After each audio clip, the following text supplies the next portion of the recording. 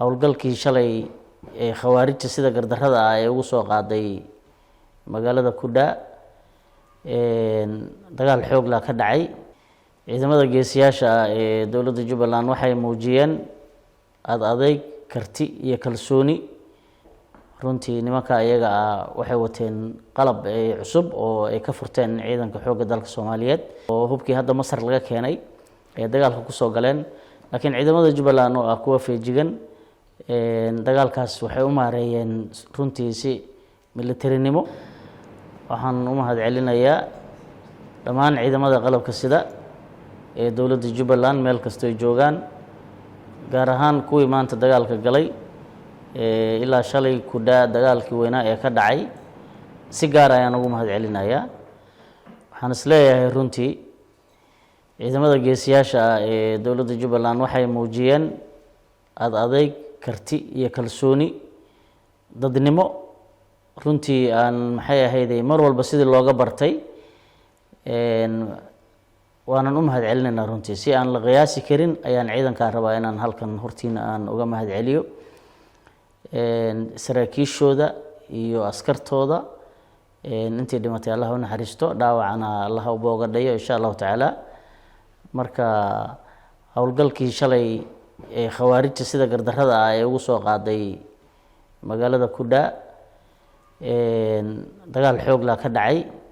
runtii nimanka iyaga ah waxay wateen qalab cusub oo ay ka furteen ciidanka xoogga dalka Soomaaliyeed. furasho ma dhihi kare, laakiin dowladda abaalmarin ugu siisay oo la geeyay caws weyne meelahaas ay ka soo qaateen oo hubkii hadda Masar laga keenay ee dagaalka ku soo galeen. laakiin ciidamada Jubbaland oo ah kuwa feejigan dagaalkaas waxay u maareeyeen runtii si militarinimo. waana laga guuleystay. waadna ogtihiin goobo badan baa khawaarijtu ay Jubbaland ku defeat garaysay.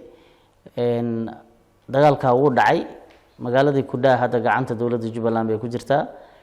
ciidamadeena wali khawaarijtii meydkooda magaalada korkeeda u daadsan yahay.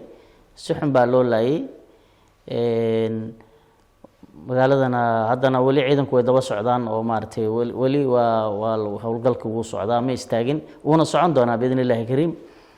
waxaan is leenahay goobaha ay kasoo duulaan ay kasoo abaabulaan baan ugu tegi doonaa. howlgalladu hadda aan idinla hadlaya laftarkeeda way socdaan. deegaanadan kale ee Jubbada Dhexe ayay howlgallo qorsheysan ka socdaan. marka si gaar ah ayaan horta ciidanka marka hore aan ugu mahadcelinayaa. waad mahadsantihiin walaalayaal. sidoo kale waxaan rabaa inaan xaqiijiyo khawaarijta waxaan ka qabanay gaadiid. waxaa laga gubay hub iyo gaadiid. sidoo kale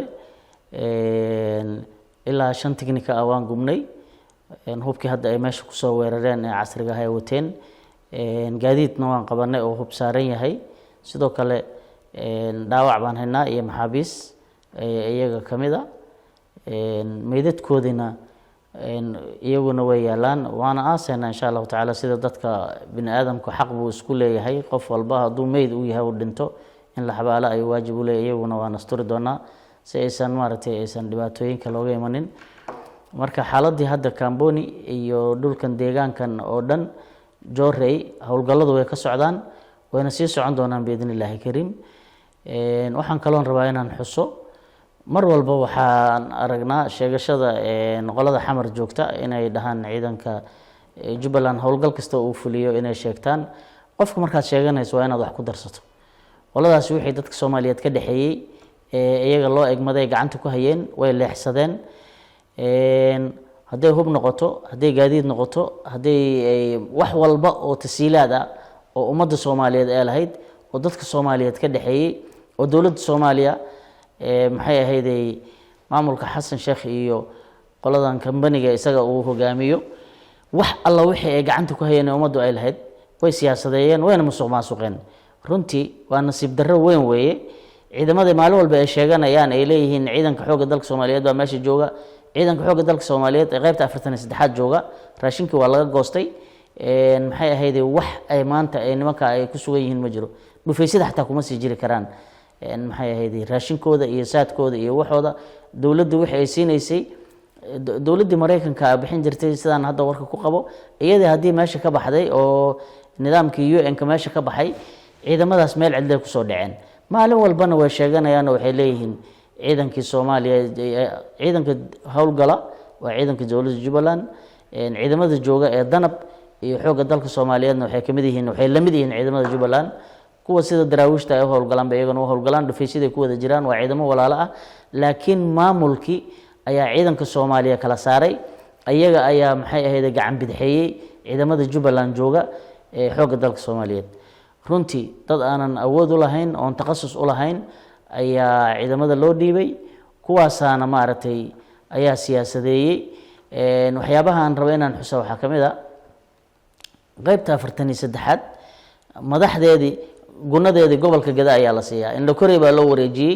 ninkaas maxay ahayd dadka ku laaya oo umada ku dhibaateynaya marka dawladda dhexe inay sheegato maalin walba Jubbaland howlgaladeeda iyo dagaaladeeda haddana wixii dadka ka dhaxeeyay haday darajo noqoto iyo haday noqoto maxay ahayd gaadiid ay noqoto hub iyo rasaas haday noqoto hubka maanta lagu leenayo ciidanka halka jooga waa ciidanka dawladda ee maxay ahayd la siiyay daroonada hadda ay nagu soo weerartay shabaab ay dagaalka ku galeen waa kuwa ay dawladda ka furteen way waana nasiib darro weyn way gaadiidkii ay dawladda ka furteen ee halkan ay keeneen baan ku qabanay maanta ku dhaa oo aan soo bandhigi doonaa insha Allah taala waxaan is leeyahay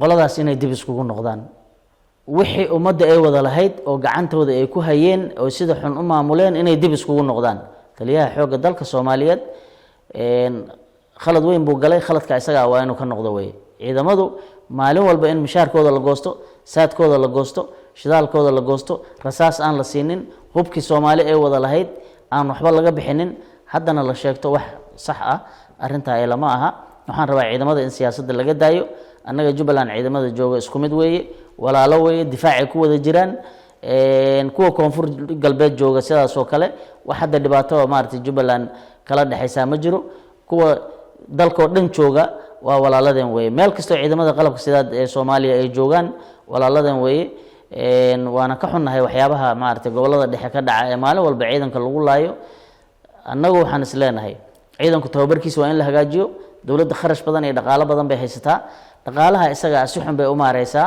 ragii saraakiisha ah la soo tababaray ciidanka fursad lama siiyo dad aan maxay ahayd u qalmin ayaa mar walba ciidamada la hordhigaa sababtaas aana keentay inay ciidanku jabaan marka waxaan is leeyahay Jubbaland maanta meesha ay joogto waa meel ay Soomaali ka badbaadin karto ciidamada geesiyaasha ah ee dagaalka galayna waan u mahad celinayaa mar kale iyo mar kale iyo mar kale